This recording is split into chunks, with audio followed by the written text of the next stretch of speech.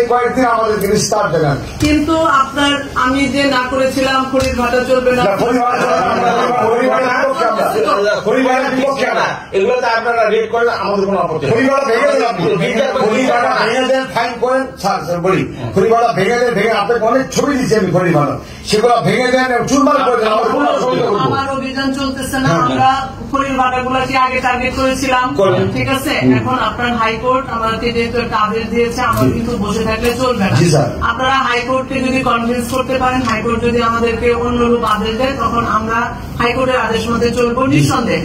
আমরা হয়েছে আইনের আদেশ মধ্যে কাজ করি, হাইকোর্ট সুপ্রিম কোর্ট তাদের আদেশ মধ্যে কাজ করি।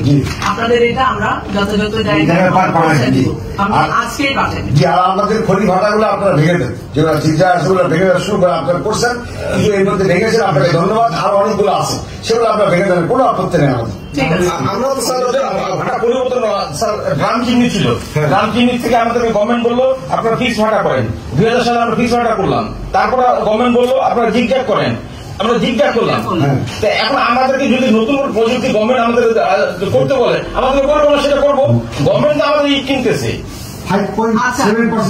আরেকটা হচ্ছে আমি আপনাদের সাথে বসবো, আমরা কিভাবে পরিবেশ বান্ধব উপায়ে আপনার এই কনস্ট্রাকশনের জন্য ইট প্রস্তুত করতে পারি, সেটা নিয়ে আমি একটা কর্মশালা করবো।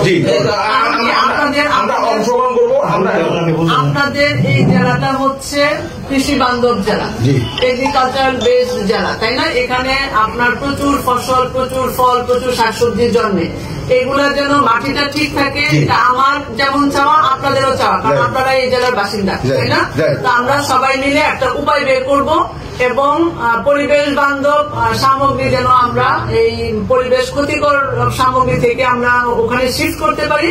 আমি আপনাদের সহযোগিতা চাই এবং আপনাদের সকলের মতামত নিয়ে যেন আমরা একটা কাজ শুরু করতে পারি, সেই ব্যাপারে আমার একটা কর্মশালা করার ইচ্ছা আছে। আশা করি যে সবাই আমরা আছি আপনার। ওকে, ঠিক আছে।